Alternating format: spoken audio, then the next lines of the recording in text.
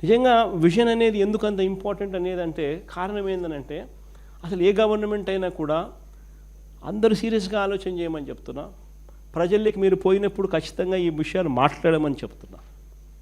అసలు గవర్నమెంట్ అనేది ఎందుకు స్కూల్లో నడుపుతుంది? నిజంగా అందరూ ఆలోచన చేయాలి. గవర్నమెంట్ అనేది ఎందుకు హాస్పిటల్ నడుపుతుంది? గవర్నమెంట్ అనేది ఎందుకు ఆర్టీసీ బస్సులు నడుపుతుంది? ఎప్పుడన్నా ఎవరికైనా తట్టిందా? రాష్ట్రంలోనే కాదు, దేశంలోనే కూడా. ఎందుకనంటే గవర్నమెంట్ ఇవి కన్నా చేయకపోతే ప్రైవేట్ ఎక్స్‌ప్లాయిటేషన్ జరుగుతుంది. గవర్నమెంటే కన్నా హాస్పిటల్ నడపకపోతే ప్రైవేట్ హాస్పిటల్లో ఎక్స్‌ప్లాయిటేషన్ వల్ల ఏ పేదవాడికి కూడా వైద్యం అనేది అందని పరిస్థితిలోకి వెళ్ళిపోతాడు. గవర్నమెంట్ కన్నా స్కూళ్ళు కన్నా నడపకపోతే నారాయణ, చైతన్య వంటి వాళ్ళకు ఫీజులు కట్టలేక ఏ పేదవాడు కూడా తమ పిల్లల్ని చదివించలేని పరిస్థితిలోకి వెళ్ళిపోతాడు. గవర్నమెంట్ అనేది ఆర్టీసీ బస్సులు నడపకపోతే ప్రైవేట్ వాళ్ళ దెబ్బకు ఎవడూ కూడా ఒక ఊరు నుంచి ఇంకొక ఊరికి పోయే పరిస్థితి కూడా ఉండదు. అందుకనే గవర్నమెంట్ ఇవన్నీ ఎంటర్ అవుతుంది. అందుకనే గవర్నమెంట్ హాస్పిటల్ నడుపుతుంది, అందుకనే గవర్నమెంట్ స్కూళ్ళు నడుపుతుంది, అందుకనే గవర్నమెంట్ ఆర్టీసీ బస్సులు నడుపుతుంది. లేదంటే ప్రైవేట్ ఎక్స్‌ప్లాయిటేషన్స్ కానీ దానికి హద్దు పొద్దు ఉండదు.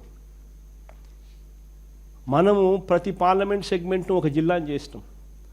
ఆ ప్రతి 7 అసెంబ్లీ సెగ్మెంట్లకు ఒక జిల్లాని చేయడమే కాకుండా ఆ జిల్లాలో ఒక టీచింగ్ హాస్పిటల్ తీసుకొచ్చే కార్యక్రమం చేస్తాం. ఒక మెడికల్ కాలేజ్ తీసుకొచ్చినాం.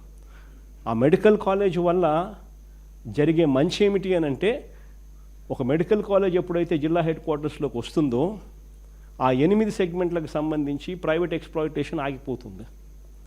ఎందుకనంటే ఆ మెడికల్ కాలేజ్తో పాటు అక్కడ ఒక సూపర్ స్పెషాలిటీ హాస్పిటల్ అందుబాటులోకి వస్తుంది. ఆ మెడికల్ కాలేజ్తో పాటు అక్కడ అసిస్టెంట్ ప్రొఫెసర్లు, PG students, nursing students, MBBS students వీళ్ళంతా కూడా టీచింగ్ హాస్పిటల్లో వీళ్ళంతా కూడా పనిచేస్తారు. రకరకాల ఫ్యాకల్టీస్కి సంబంధించిన సూపర్ స్పెషాలిటీ హాస్పిటల్ అక్కడ అందుబాటులోకి వస్తుంది. అక్కడ పేదవాడికి, మధ్యతరగతి వాళ్ళకు ఉచితంగా వైద్యం, ఫ్రీగా వైద్యం అందుబాటులోకి తీసుకురాగలుగుతాం. ఇవి ఒకటే కాదు, జిల్లాలోని మిగిలిన విలేజ్ క్లినిక్స్ దగ్గర నుంచి, పిహెచ్సిస్ దగ్గర నుంచి, సిహెచ్సిస్ దగ్గర నుంచి, కమ్యూనిటీ హెల్త్ సెంటర్స్ దగ్గర నుంచి, డిస్ట్రిక్ట్ హాస్పిటల్స్ దగ్గర నుంచి టీచింగ్ హాస్పిటల్స్ దాకా కూడా ఈ టీచింగ్ హాస్పిటల్ ఒక గైడ్గా పనిచేస్తుంది. ప్రతి విలేజ్ క్లినిక్లోనూ వీడియో కాన్ఫరెన్స్ ఫెసిలిటీ ఉంది, పెట్టాం. డైరెక్ట్గా అక్కడున్న ఏఎన్ఎం ఆ పేషెంట్ను అవసరాన్ని బట్టి జిల్లా హెడ్ క్వార్టర్స్లో ఉన్న మెడికల్ కాలేజ్ లెక్చరర్స్తో, అంటే టీచింగ్ హాస్పిటల్ డాక్టర్స్తో వీడియో కాన్ఫరెన్స్లో అవైలబుల్గా వస్తారు ట్రీట్మెంట్ చేసే విషయంలో. అంటే ఒక డిస్ట్రిక్ట్ మొత్తానికి ఒక హబ్గా పనిచేస్తుంది. పేదవాడికి ఉచితంగా వైద్యం అందుతుంది. ప్రివెంటివ్ కేర్ అనేది ఒక నూతన అధ్యాయంగా నిజంగా మన పరిపాలనలో సువర్ణ అక్షరాలతో నిలబడిపోయే కార్యక్రమం జరిగేది. అలాంటి పరిస్థితిలో పేదవాడికి ఉచితంగా వైద్యం చేయించేదానికి సూపర్ స్పెషాలిటీ హాస్పిటల్స్ ఉపయోగపడతాయి అన్నది ఈ మెడికల్ కాలేజీలలో ఒక ముఖ్య భూమిక అయితే, రెండోది ఇక్కడ అవైలబిలిటీలోకి వచ్చే సీట్లు దాదాపుగా చూస్తే మన ముఖ్యమంత్రి అయ్యేదాకా చూస్తే 2360 సీట్లు మాత్రమే ఆంధ్ర రాష్ట్రంలో సీట్లు అవైలబుల్గా ఉంటే, ఈ 17 మెడికల్ కాలేజ్ సీట్స్ ద్వారా అదనంగా మరో 2550 మెడికల్ కాలేజ్ సీట్లు అందుబాటులోకి వచ్చేటివి. అంటే మొత్తంగా 4900 మంది డాక్టర్లు ప్రతి సంవత్సరం డాక్టర్లుగా బయటకు వచ్చే పరిస్థితి. అంటే ఇంతమంది డాక్టర్లు మన రాష్ట్రంలో ప్రతి జిల్లాలోనూ అందుబాటులో ఉండే పరిస్థితి. అది కూడా ఈ డాక్టర్లకు 50% ఫ్రీ సీట్స్. గవర్నమెంట్ కాలేజీలు కాబట్టి మిగిలిన 50% సీట్లు కూడా మిగిలిన ప్రైవేట్ కాలేజీలతో పోలిస్తే తక్కువ రేటుకే అందుబాటులోకి వచ్చేటివి. సో ఒక రకంగా విద్యాపరంగా పేదవాడికి, మిడిల్ క్లాస్కు తీవ్ర నష్టం చేస్తూ ఉన్నాడు చంద్రబాబు నాయుడు. రెండోది వైద్యపరంగా కూడా పేదవాడికి, మధ్యతరగతికి ఉచిత వైద్యం అనేది ఆ పేదవాడికి అందుబాటులోకి రాకుండా ప్రైవేట్కు పేదవాడిని అమ్మేస్తూ ప్రైవేట్ ఎక్స్‌ప్లాయిటేషన్కు దారి తీస్తూ పేదవాడిని నాశనం చేసే కార్యక్రమం మరోవైపున. ఆరోగ్యశ్రీని కూనీ చేశారు, ఆరోగ్యశ్రీ నెట్వర్క్ హాస్పిటల్స్ మూతబడేలా చేశారు, ఆరోగ్య ఆసరా కనపడకుండా చేశారు, అన్ని రకాలుగా నాశనం చేస్తూ ఉన్న పరిస్థితులు. నిజంగా బాధ ఎక్కడ అనిపిస్తుందంటే మన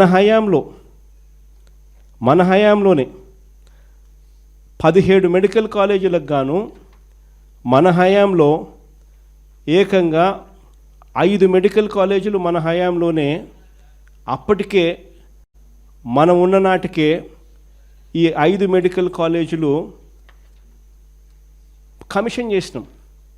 ఈ 5 మెడికల్ కాలేజీల ద్వారా ఇంక్లూడింగ్ పులివెందులలో ఇచ్చిన 50 మెడికల్ సీట్లతో కూడా కలుపుకుంటే 800 సీట్లు ఆల్రెడీ మనకు అందుబాటులోకి కూడా వచ్చేసాయి. అప్పటికే సంవత్సరం స్టార్ట్ అయిపోయింది. 2023-24లోనే మనం మెడికల్ కాలేజ్ స్టార్ట్ చేసేసినాం. 5 మెడికల్ కాలేజీలు ఏదైతే 2023-24లో మనం అధికారంలోకి ఉన్నప్పుడే 2023-24లోనే చంద్రబాబు నాయుడు అధికారంలోకి రాకమునిపే ఈ 17లో 5 మెడికల్ కాలేజీలు స్టార్ట్ అయిపోయినవి.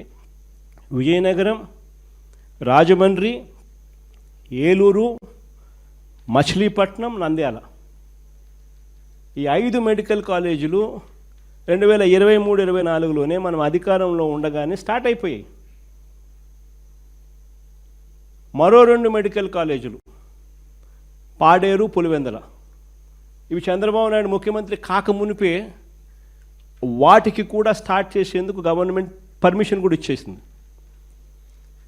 పులివెందులలో అయితే 50 మెడికల్ సీట్లను శాంక్షన్ చేస్తూ లేఖ రాస్తే చంద్రబాబు నాయుడు మాకు వద్దని చెప్పి వెనక్కి పంపించేసినాడు. అంటే దాని అర్థం 7 మెడికల్ కాలేజీలు 17 మెడికల్ కాలేజీలకు గాను 7 మెడికల్ కాలేజీలు సబ్స్టాన్షియల్ ప్రోగ్రెస్ సాధించినట్టే. 8,000 కోట్లకు గాను ఈ 17 మెడికల్ కాలేజీలకు గాను దాదాపు 3,000 కోట్లు దాదాపుగా ఖర్చు చేసినాం. మిగిలిన 5,000 కోట్లు. నాకు ఆశ్చర్యం అనిపిస్తుంది. ఇన్ని లక్షల కోట్ల బడ్జెట్ ఉన్న రాష్ట్రానికి సంవత్సరానికి 1,000 కోట్ల రూపాయలు ఖర్చు చేసిన 5 ఏళ్లలో 5,000 కోట్లు పెట్టలేరా? అందులో మన హయాంలోనే నాబార్డ్ ఫండింగ్ తీసుకొచ్చినాం మిగిలిన వాటికి కూడా పూర్తి చేయడం కోసం. Central government special assistance for infrastructure projects అని ఉంది. దాంట్లో మెడికల్ కాలేజీలు కూడా పెట్టించిన. ఆ గ్రాంట్తో వడ్డీ లేని రుణాలు అవి 50 ఏళ్ల పాటు, వాటిలో కూడా ఈ మెడికల్ కాలేజీలు పెట్టించినాం. దాదాపుగా ఈ ప్రాజెక్టులకు సంబంధించిన రిక్వైర్మెంట్లు కూడా దాదాపుగా టైఅప్ అయిపోయి ఉన్నాయి. అయినా నేను ఆశ్చర్యంగా అడుగుతా ఉన్నాను, ఏమయ్యా చంద్రబాబు 5 ఏళ్లలో 5,000 కోట్లు ఇవ్వలేవా మెడికల్ కాలేజీల కోసం అంటున్నా. సోకాల్డ్ అమరావతిలో 70,000 కోట్ల టెండర్లు పిలిచినానంటావు. 50,000 ఎకరాలు సరిపోవు, ఇంకొక 50,000 ఎకరాలు నాకు కావాలి అని చెప్పి అడుగులు ముందుకేస్తూ ఉండవు. 50,000 ఎకరాలు ఫస్ట్ 50,000 ఎకరాలు డెవలప్ చేయడానికి నీ రిపోర్ట్ ఇచ్చిన ప్రాజెక్ట్ రిపోర్ట్ ప్రకారమే 1,00,000 కోట్లు, ఎకరాకు 2 కోట్లు ఇన్ఫ్రాస్ట్రక్చర్ కోసం కావాలి. రోడ్లు, డ్రైనేజీలు, కరెంటు, నీళ్లు, ఇటువంటి ఇన్ఫ్రాస్ట్రక్చర్ కోసం నువ్వు ఇచ్చిన రిపోర్ట్ ప్రకారమే. అంటే ఫస్ట్ 50,000 ఎకరాలకే 1,00,000 కోట్లు అని చెప్పి నువ్వు ఇచ్చిన డిపిఆర్లోనే ఇంతకుముందు నువ్వు ఖర్చు పెట్టింది 4,500 కోట్లు. అలాంటిది సరిపోదు, నాకు ఇంకొక 50,000 ఎకరాలు కావాలా అని చెప్పి ఇంకొక 1,00,000 కోట్లకు మళ్ళా నువ్వు సిద్ధమయ్యావు. మరో 1,00,000 కోట్లు అంటే 2 కలిపితే 2,00,000 కోట్లు పెట్టడానికి సిద్ధమయ్యావు. 70,000 కోట్లకు టెండర్లు పిలిచినానని చెప్పి నువ్వు అంతకు నువ్వే గొప్పగా చెప్పుకుంటావు, నువ్వు నీ మంత్రి. మరి ఇన్ని లక్షల మందికి మేలు చేసే ఈ కార్యక్రమం, ఇన్ని కోట్ల మందికి చిరస్థాయిగా నిలబడిపోయే ఆస్తి, ఏ పేదవాడికైనా కూడా ప్రైవేట్ ఎక్స్ప్లాయిటేషన్ అనేది ఫ్యూచర్లో కూడా జరగకోకుండా ఉండే ఒక శ్రీరామ రక్ష కేవలం 5 ఏళ్లలో 5,000 కోట్లు పెట్టలేరా?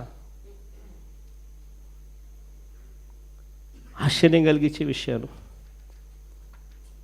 ఇవన్నీ కూడా ప్రజల్లోకి తీసుకొని పోవాల్సిన అవసరం ఉంది. ప్రజలను చైతన్యవంతులను చేయాల్సిన అవసరం ఉంది. ఈ చైతన్యవంతులను చేసే దిశగా అడుగులు వేసేందుకు ఈరోజు మనం అంతా కూడా ఇక్కడ కూర్చొని ఉన్నాం. నర్సీపట్నం మెడికల్ కాలేజీను చూసేదానికోసం నేను 9వ తారీఖు నా ప్రోగ్రాం పెట్టడం జరిగింది. దాని తర్వాత అక్కడ నుంచి 10వ తారీఖు నుంచి మనం రచ్చబండ కార్యక్రమం అనేది ఒకటి తీసుకుంటూ ప్రతి గ్రామంలోనూ కూడా ఇవన్నీ కూడా మరీ ముఖ్యంగా మెడికల్ కాలేజీలకు సంబంధించి ప్రజలకు జరగబోయే నష్టం గురించి వివరిస్తూ సూపర్ 6, సూపర్ 7తో చంద్రబాబు చేస్తూ ఉన్న మోసాలను ప్రజలకు అర్థమయ్యేట్టుగా చెబుతూ ప్రతి గ్రామంలోనూ ఒక రచ్చబండ కార్యక్రమం అనేది నిర్వహిస్తూ ఇవి చెబుతూ అక్కడ ఆ గ్రామంలో మన కమిటీస్, గ్రామ కమిటీస్ వేసేయడము, ఆ గ్రామ కమిటీస్తో పాటు అనుబంధ విభాగాలకు సంబంధించిన అధ్యక్షులను నియమించడం, అన్నీ కూడా ఆ గ్రామంలో అయిపోయేట్టుగా అడుగులు వేయడం. దాని తర్వాత ఈ పాంఫ్లెట్ ఈ విషయాలకు సంబంధించి ఈ మెడికల్ కాలేజీల వల్ల జరుగుతూ ఉన్న నష్టానికి సంబంధించిన విషయాల గురించి నేను గతంలో మాట్లాడిన మాటలకు సంబంధించిన వివరాలను కూడా QR కోడ్నే కూడా పాంఫ్లెట్ మీద ప్రింట్ చేస్తూ ఆ పాంఫ్లెట్తో పాటు 1,000,000 సంతకాల సేకరణ అనే కార్యక్రమానికి శ్రీకారం చుడుతూ ఆ లెటరు మెడికల్ కాలేజీలను మేమంతా కూడా ప్రైవేటైజీకరణను వ్యతిరేకిస్తున్నాము అని చెప్పి ప్రజలు పెట్టబోయే సంతకాలను సంబంధించిన లెటర్ కాపీని, దాని మీద కూడా QR కోడ్ ఉంటుంది. అవి గ్రామంలో ఇస్తాం ఈ గ్రామ కమిటీకి, అనుబంధ విభాగాల అధ్యక్షులకు. మెడికల్ కాలేజీలను కాపాడుకునే దిశగా ప్రతి పంచాయతీకి ఈ గ్రామ కమిటీకి, అనుబంధ విభాగాల అధ్యక్షులకు వాళ్ళకు సంబంధించి 500 లెటర్లు, సంతకాల సేకరణ కోసం 500 లెటర్లు, పాంఫ్లెట్ వాళ్ళకి అప్పచెప్పి వస్తాం. ఆ 500 సంతకాలు ఈ గ్రామ కమిటీ, ఈ అనుబంధ విభాగాలకు సంబంధించిన అధ్యక్షులు, ఈ 17-18 మంది ప్లస్ ఈ అనుబంధ విభాగాలకు సంబంధించిన కమిటీకి సంబంధించిన వాళ్ళ సభ్యులు అందరూ కలిసి ఆ గ్రామంలో వాళ్ళు అవగాహన పెంచుతూ ప్రతి గ్రామం నుంచి కనీసం 500 మందితో సంతకాలు ప్రైవేటీకరణకు వ్యతిరేకంగా తీసుకుంటారు. ఆ ప్రోగ్రామ్ని ఇనిషియేట్ చేస్తాం. 10వ తారీఖు నుంచి ఆ కార్యక్రమం నవంబర్ దాకా జరుగుతుంది. మనం గవర్నర్ను కలిసే దాకా కూడా ఆ కార్యక్రమం జరుగుతుంది. ఈ లోపల అక్టోబర్ 28వ తారీఖున ఈ కార్యక్రమాలు ఈ లోపల జరిగే 10వ తారీఖు నుంచి అక్టోబర్ 28వ తారీఖున ఒక మేజర్ ప్రోగ్రాం చేయబోతా ఉన్నాం. ఆ అక్టోబర్ 28వ తారీఖు కన్నా ముందు ఒకవైపున గ్రామాలలో ఈ కార్యక్రమాలు జరుగుతూ ఉంటుంది, మరోవైపున రౌండ్ టేబుల్ అంటే డిస్కషన్స్, కాన్స్టిట్యున్సీలో అవేర్నెస్ క్రియేట్ చేస్తూ ఆర్గనైజ్ చేసి రౌండ్ టేబుల్ కాన్ఫరెన్సెస్ అవి కాన్స్టిట్యున్సీ లెవెల్లో జరుగుతూ ఉంటాయి. మన ఎమ్మెల్యే ప్రతిరోజు కనీసం 2 గ్రామాలను సూపర్వైజ్ చేస్తూ తాను పార్టిసిపేట్ చేస్తాడు. ఎమ్మెల్యే అభ్యర్థి పోయినప్పుడు అక్కడ తను సోషల్ మీడియాను తను అడ్రస్ చేస్తాడు. ఇవన్నీ కూడా ఒపీనియన్ బిల్డింగ్ ఎక్సర్సైజెస్ కార్యక్రమాలు జరుగుతాయి.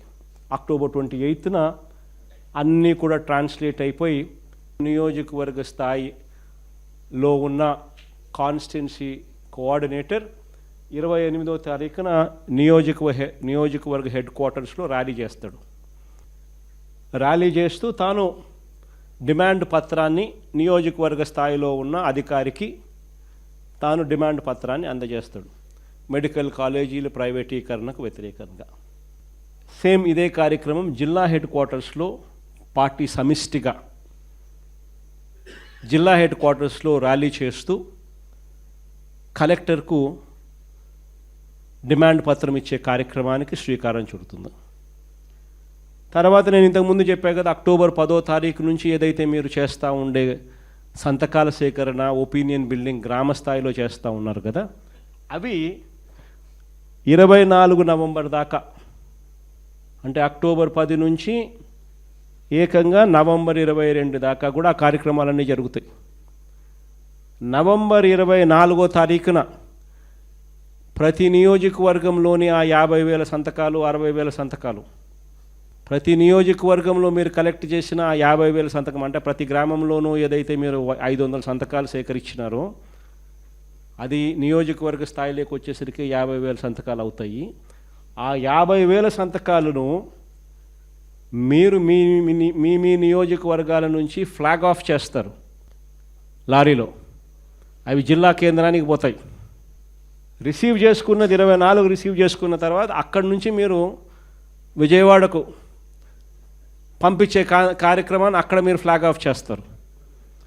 సో ప్రతి జిల్లా నుంచి దాదాపుగా 7-8 కాన్స్టిట్యున్సీస్ అంటే దాదాపుగా 7 కాన్స్టిట్యున్సీలు వేసుకున్నా కూడా 7 × 50 అంటే దాదాపుగా 3.5 లక్షల సంతకాలతో అక్కడి నుంచి బయలుదేరుతాయి విజయవాడకు. లారీలలో 3.5 లక్షల సంతకాలతో అక్కడి నుంచి బయలుదేరుతాయి. అది 26వ తారీఖున రాజధానికి విజయవాడకు చేరుతాయి. విజయవాడకు ఒకసారి ఈ 1 కోటి సంతకాలు విజయవాడకు చేరిన తర్వాత గవర్నర్ గారు ఎప్పుడు అపాయింట్మెంట్ ఇస్తారో అప్పుడు మొత్తం మన పార్టీకి సంబంధించిన అందరు ఎమ్మెల్యే క్యాండిడేట్లు, నేను అందరం కలిసికట్టుగా మన ఎంపీలు పార్టీ పరంగా అందరం కూడా కలిసికట్టుగా గవర్నర్ గారు అపాయింట్మెంట్ తీసుకొని గవర్నర్ గారికి 1 కోటి సంతకాలు అప్పచెప్తాం.